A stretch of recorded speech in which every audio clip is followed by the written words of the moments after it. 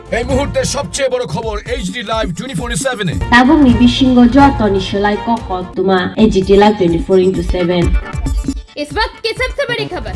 Breaking news now on HD live 24/7। আসন্ন ADC village committee ও পৌর নির্বাচনকে কেন্দ্র করে রাজ্য রাজনীতিতে রাজনৈতিক তৎপরতা ও সাংগঠনিক প্রস্তুতি দ্রুত গতি পেয়েছে। এই পরিস্থিতির মধ্যে মুখ্যমন্ত্রী অধ্যাপক ডক্টর মানিক সাহার নেতৃত্বে শাসক দলের গুরুত্বপূর্ণ বৈঠক এবং জোট শরিক তিপ্রামথার শর্ত সাপেক্ষ অবস্থানের কারণে রাজনৈতিক মহল সরগরম হয়ে উঠেছে। মঙ্গলবার আগরতলা স্টেট গেস্ট হাউসে মন্ত্রী বিধায়কদের নিয়ে বৈঠকে বসলেন মুখ্যমন্ত্রী অধ্যাপক ডক্টর মানিক সাহা। বৈঠকে রাজ্যের বিভিন্ন বিষয় নিয়ে বিধায়কদের সঙ্গে আলোচনা করেন মুখ্যমন্ত্রী। রাজ্যের সামগ্রিক পরিস্থিতি, উন্নয়নমূলক কাজ এবং সাংগঠনিক বিষয় নিয়েও বৈঠকে আলোচনা হয়েছে বলে জানা গেছে।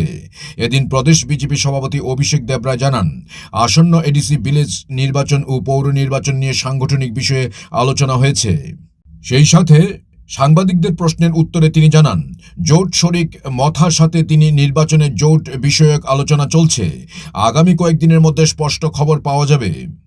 প্রসঙ্গত, সোমবার শাসক দলের জোট শরিক মথা তাদের বিধায়ক এমডিসিদের নিয়ে বৈঠক সম্পন্ন করেছে এবং বৈঠক শেষে সাংবাদিক সম্মেলনে মথা সুপ্রিমো প্রদ্যোৎ কিশোর বলেছেন, তিপ্রা অ্যাকর্ডের বাস্তবায়নের লিখিত প্রতিশ্রুতি ছাড়া আসন্ন এডিসি ভিলেজ কমিটি নির্বাচনে মথা বিজেপির সাথে কোনো প্রকার নির্বাচনী আঁতাতে যাবে না। উল্লেখ্য, বিধানসভায় শাসক দল বিজেপির বিধায়ক সংখ্যা 33, অপরদিকে শাসক জোটের মথার বিধায়ক সংখ্যা 13 এবং একজন আইপিএফটির বিধায়ক রয়েছেন।